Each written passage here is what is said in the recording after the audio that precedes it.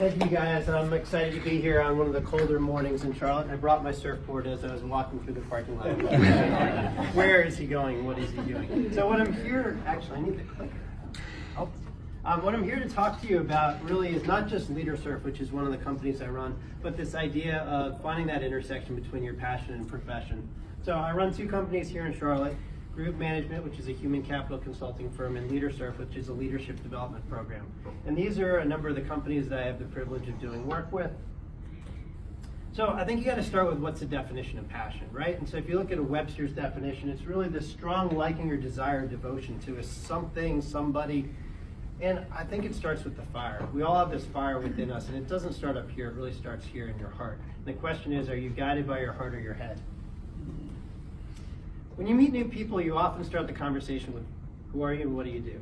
And unfortunately, with the what do you do, if we let what we do define who we are, we better be doing something we love. And the data says that less than 30% of people out there are doing what they love. And it took me a long time before I finally figured that out for myself.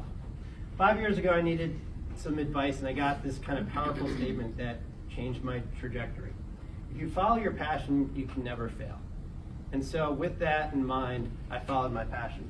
But before I could do that, I had to think about leadership and where it starts. And leadership starts with leading oneself. Before you can effectively lead others, you have to believe in and lead yourself. I do a lot of work with organizations around leadership, and what I found is the best leaders in the world are those that are self-aware. They know what their strengths are, and they know what their kryptonite is. And so looking in the mirror, you see your present-day self. I like this image because this idea of looking in the rear-view mirror is where you get your best insights. You have to look at where you came from and all those things that shaped who you are. And so don't just look at who you are today, but look at all the experiences that got you to where you are. So a little bit about my background. Yeah, that's me at like 5 years old on my skateboard in New York City. Born and raised in New York City. Went to school where I had to wear a suit and tie from the first grade. And so I had a very prim, proper upbringing. But ironically, surfing was my passion from the time I was a little kid. We had a summer home. Why am I telling you this? Because our experiences really do shape who we are. I went to Eckerd College in St. Pete, Florida, and Eckerd was a satellite campus for the Center for Creative Leadership, which is based in Greensboro, North Carolina. And so as a student, I went through their program and then became a facilitator. I helped executives when they came through the program, through some of the workshops, and I fell in love with the top of the leadership and said, this is what I want to do with my career. Not the way my parents had it in mind and not the way it played out. I went back to New York City and I got a job on Wall Street working for Bear Stearns as an international management trainee, where I learned that it's about who you can step on to get ahead, not how you can collaborate. Worst job in my career. But what I learned through that was that misery comes from following somebody else's definition of success, and that's what I did. Now, I can't say that money isn't important because I did spend 22 years working for a number of different companies that afforded me the safety net to then go out and do what I wanted to do. When I was in grad school at American University, I learned about this concept called appreciative inquiry. It's about focusing on what's right versus what's wrong. And I called that finding your groove, what makes you better, special, or different. We all have a groove. And so I started a company in 2001 called Groove Management. The little Rasta guy was my logo. My wife to this day says that was a terrible logo. So unprofessional. So in 2014, I finally had the courage. I said, why are my wife and I both working for the man? Why can't one of us go do something more fun and entrepreneurial? And so in surfing, they call it taking the drop, when you drop in on a wave. And that's what I did. I left my corporate job in Ingersoll Rand to pursue my passion and do Groove Management full time. So Groove Management is a human capital consulting firm. We have this mission statement of helping individuals and organizations to maximize their performance by focusing on their strengths. And it's amazing when you ask companies or people, what is it that makes you better, special, or different? People struggle so much with coming up with that, what the answer to that question is. And so we help companies and individuals figure that out. And we do a whole bunch of different programs around the US and some global. I truly believe leadership matters. It's the differentiator between good companies and great companies. But there's confusion in the marketplace because this term management and leadership, they're used so interchangeably and they're two totally different things. Warren Bennis, a leadership guru, once said that managers do things right versus leaders do the right things.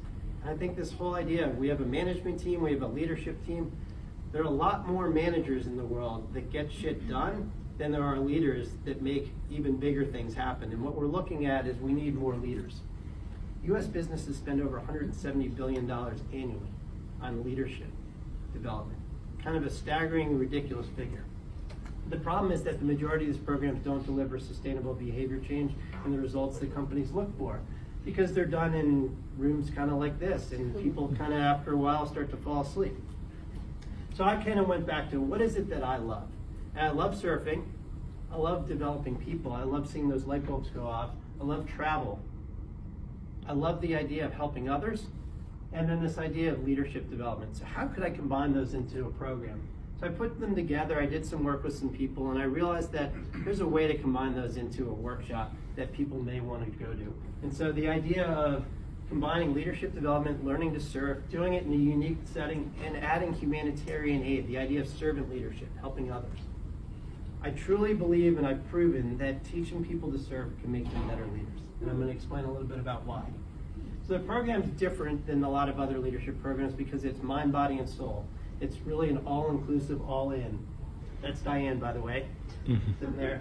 Foreign learning environment. We do the program 3 times a year in Costa Rica. Community of engaged learners. They're paid for to attend by their companies. And there's experiential learning, and risk-taking is required. 6-day, all-inclusive. It's at this beautiful resort in Nosara, Costa Rica. You do 2 leadership assessments in advance. There's executive coaching. People bring a business challenge that the other participants weigh in on. And the idea is that no 2 people come from the same company. So what does surfing have to do with leadership? I believe that the more successful you are, the more you stay in your comfort zone.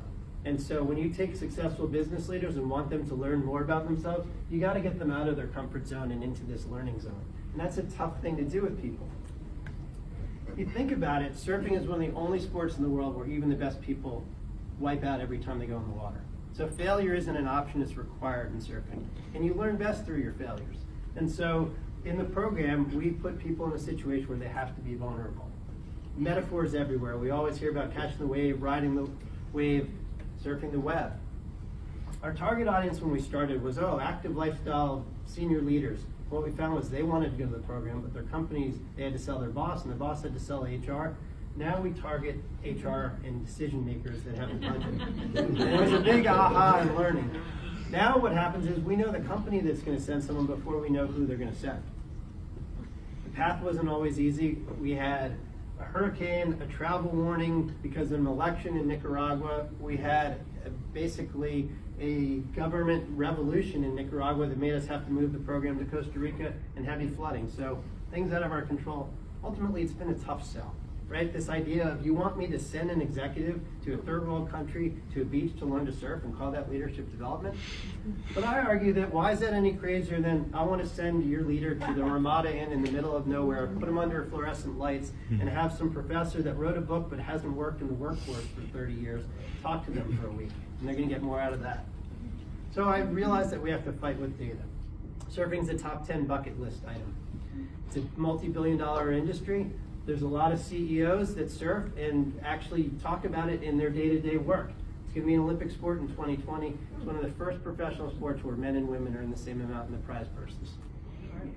These are the companies that had the courage to send people. And this is just a sampling of people that have been through the program and the brands. And what's awesome is that so many of these brands have sent people to multiple programs.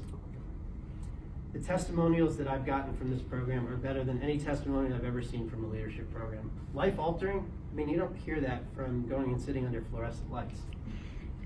We've gotten amazing headlines, whether it was from the Wall Street Journal, Chief Executive Magazine, or the Society for Human Resource Management. What I've found, though, is this is about entrepreneurial journey, and the idea that disruption, when you first do it, is so out there that people think it's a crazy idea until you reach a tipping point. But it takes leadership and courage. I love pitching the program. You can probably hear my excitement, but also Igor and his finger telling me I have 1 minute. But if you don't believe in yourself, it's impossible to get others to believe in you. I believe leadership is about individuality. Don't try to be like anyone else. Be your own boss and do it your way. And in the end, the intersection between where your passion and profession lines up is where you're happiest and do your best work. And I challenge each of you to figure out where that is. Thanks.